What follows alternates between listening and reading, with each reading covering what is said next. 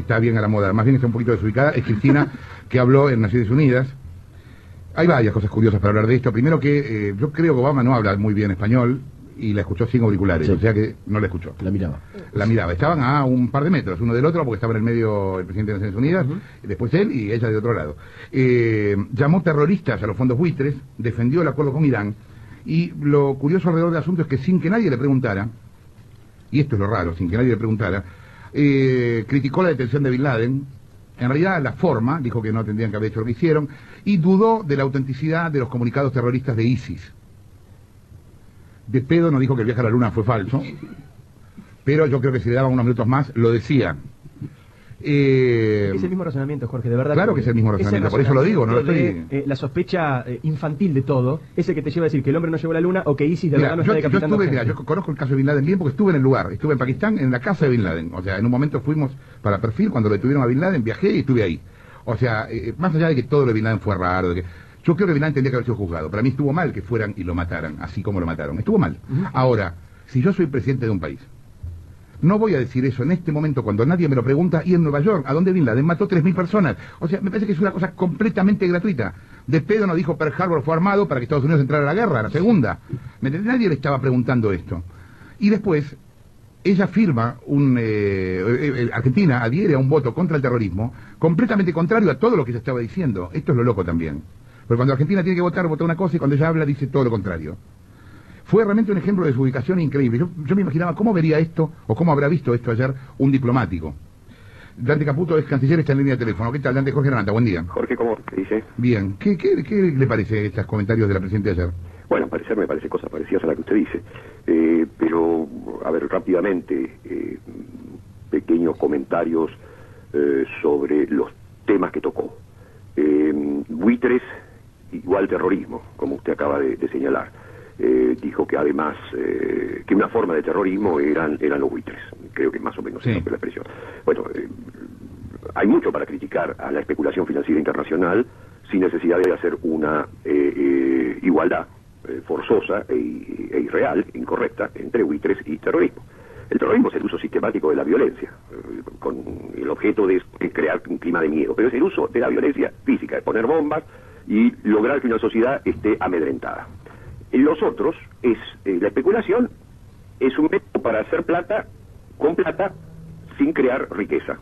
Bueno, son dos cosas distintas. ¿Producen daño una y otra? Sí, producen daño. La meningitis también produce daño, pero a nadie se le ocurre pensar que porque produce daño es igual a...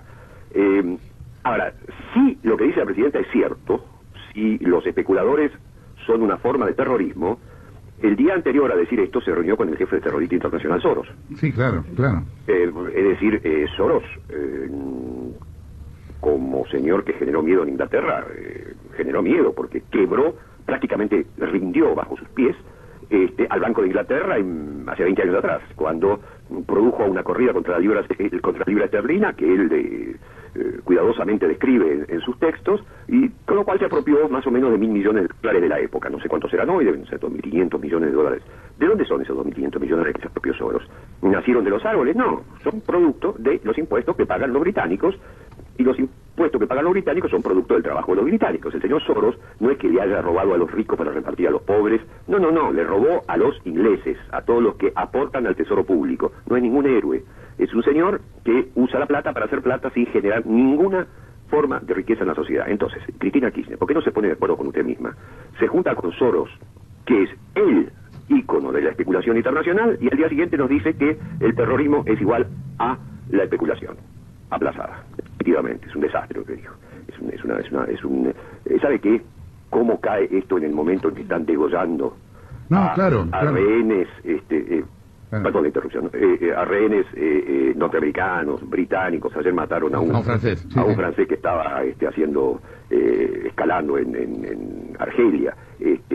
Y esta señora viene diciendo que estos tipos son iguales a los que especulan. No, por Dios. Y además le agrega ese dato realmente de mal gusto, de decir que ella misma está amenazada, ¿no? Claro, cierto, también es cierto eso. Yo me había olvidado de eso, es cierto, claro. Ella dice que está amenazada por ser amiga del Papa. Sí. Claro. Lo cual no, digamos, me parece que independientemente de si uno debe o no hacer referencias personales, la señora Kirchner todo su discurso es un discurso de referencias personales a ella y a su marido, ¿no? Nosotros, yo hice esto, yo vine acá en el 93, va. Hay cosas que no conviene decir simplemente por una cuestión de delicadeza a los países que están en este momento tratando de resolver este ataque de una banda de locos armados como es el Estado Islámico. Usted sabe, perdón, Caputo, que uno de las declaraciones que tiene ayer con las de Capitanich de anteayer cuando salió a hablar, que también me parece que no es muy normal que un jefe de gabinete, a menos que estemos en guerra con Alemania, diga que Alemania está cooptado por los fondos buitre, que fue textualmente lo que el jefe de gabinete dijo. Y uno de esas dos cosas y me pregunto, ¿alguien puede responder cuál es hoy la política exterior argentina? O sea, ¿con quiénes estamos bien, con quiénes mal? O sea, ¿con quiénes queremos estar bien y con quiénes queremos estar mal? ¿Hay respuesta a esa pregunta? Usted no se enoja si yo le doy, quizás porque soy un poco más grande que usted, ¿no? Una pequeña recomendación. Dele, tranquilo. Trate de no interpretar lo que dice Capitanich. Le agradezco. Porque, ¿sabe? Produce un... Es casi un consejo médico lo que me está dando. Cortocircuitos en la cabeza que ni le cuento. Mire, la antología que ojalá pueda uno escribir a alguien, ¿no?, sobre los disparates de Capitanich son fantásticos. No existe. Los disparates y los contradisparates, porque afirma una cosa y después la niega. Pero, bueno, no. La política exterior argentina, mire, ayer la presidenta de las Naciones Unidas, entiendo que quiso reivindicar el acuerdo con Irán. Entonces no se le ocurrió decir otra cosa que, bueno, en este momento el señor Kerry, el canciller de los Estados Unidos, está reunido con, creo que el canciller o el presidente iraní, sí. creo que con el canciller iraní. Sí. Ven, nadie lo critica. En cambio, nosotros cuando hicimos el acuerdo con Irán nos criticaron. Pero ¿qué tiene que ver una cosa con la otra? Nosotros hicimos un acuerdo, Kerry no hizo un acuerdo. Nosotros hicimos un acuerdo con un país que está imputado, cuyos funcionarios están imputados de haber estado en el origen del atentado de la AMIA. Esto no tiene nada que ver con lo que hace Estados Unidos. Además no lo hicimos con el actual gobierno, que muestra ciertos grados de apertura, sino lo hicimos con el señor Ahmadinejad, un señor negacionista, es decir, que decía que el holocausto no había existido, un tipo que decía que no tenía ningún problema con los homosexuales porque no había homosexuales en su país, y un señor que estaba fabricando la bomba atómica. Y la señora Kirchner osa decir que no es homogénea la crítica a el señor Kerry y la que ella recibió por el exitoso tratado que se firmó hace 2 años. En ese mismo orden de cosas, Jorge, yo comparto lo que usted dijo. A mí también me pareció pésimo la manera en que desaparecieron al cuerpo de Bin Laden cuando fue muerto en el 2011. Yo recuerdo haber escrito entonces para Perfil una larga nota muy crítica sobre este tema, en el 2011. Tampoco quiero preguntarme demasiado, por razones de salud mental, ¿qué tiene que ver Bin Laden con lo que pasa hoy? ¿Por qué este ataque a el gobierno de los Estados Unidos sobre un tema que sucedió hace casi 3 años? Si para destruir a los caníbales uno termina comiéndose a los caníbales, se vuelve un caníbal. Gracias señora. Pero yo me pongo, como conozco, fui presidente de la Asamblea General, conozco algo del ambiente ese, yo me pongo en la piel de los jefes de Estados, los diplomáticos, en fin, la gente que hace la política exterior del mundo, frente a este conjunto tan extraño de afirmaciones, lo de los buitres, lo de Irán, lo de Bin Laden, lo de las amenazas personales. Perdón, discúlpeme, una cosa que me hizo pensar al recordar este dato que usted fue presidente de la Asamblea. El gobierno se envanece del tema de haber conseguido un gran apoyo en su comunicado contra los fondos buitres hace unas semanas. Sí. ¿Cómo se interpreta eso en el lenguaje de la política internacional y hasta dónde ese apoyo fue importante? Creo que es importante haber movido la Asamblea a tratar. La Asamblea normalmente no aborda estas cuestiones que están reservadas a los organismos financieros internacionales. Eso es un elemento positivo. De ahí a pensar que van a hacer una convención internacional con efectos prácticos para regular el funcionamiento de los fondos estos y los temas de refinanciación de deuda, me parece que es una expectativa un poco exagerada, porque los países que cuentan en esta materia no votaron a favor de la resolución. Sí, claro. Para que una convención entre en vigencia hace falta un número importante, depende, la mitad o 70 y algo % de países que ratifican el instrumento, que ratifican el texto y que lo depositan en Naciones Unidas. No va a ser el caso aquí. Y lo más importante es que si un país no firma la convención no se le aplica a él. Estados Unidos, por razones que no vamos a analizar ahora, por ejemplo, no firmó el Tratado de Roma de creación de la Corte Penal Internacional. Y es más, sancionaba a los que lo habían hecho, en el ejercicio de su fuerza, de su capacidad imperial, digamos. Pero no se aplica, porque Estados Unidos no acepta la jurisdicción de la Corte Internacional de la Haya. Es decir, del hecho que uno diga que va a crear una convención, a que se cree una convención y que esta tenga aplicación a los actores a los países que realmente son relevantes, hay un inmenso camino. Caputo, ¿cómo le va? Diego Leuco lo saluda. Hola, Diego, ¿qué dice? Bien, muy bien. Le quiero preguntar desde el punto de vista político y desde el punto de vista diplomático también, ¿cómo se interpreta en este mundo que usted conoce muchísimo, lo dijo recién, esta situación que contaba Jorge al principio de que Argentina votó a favor de esta resolución que exige a algunos países que adapten su legislación en la lucha contra el terrorismo, pero inmediatamente Cristina dijo, y cito textual, sería muy falsa y cínica si dijera que estamos acertando el método, y ahí dijo todas estas críticas que contaba Jorge recién. Digo, Cristina vota a favor de un proyecto con el cual no está de acuerdo y después lo critica. ¿Cómo se interpreta esta contradicción? Ahí mismo, que se ve, que se palpa, que está ocurriendo en ese instante, que no hay que recurrir ni siquiera al archivo discursivo.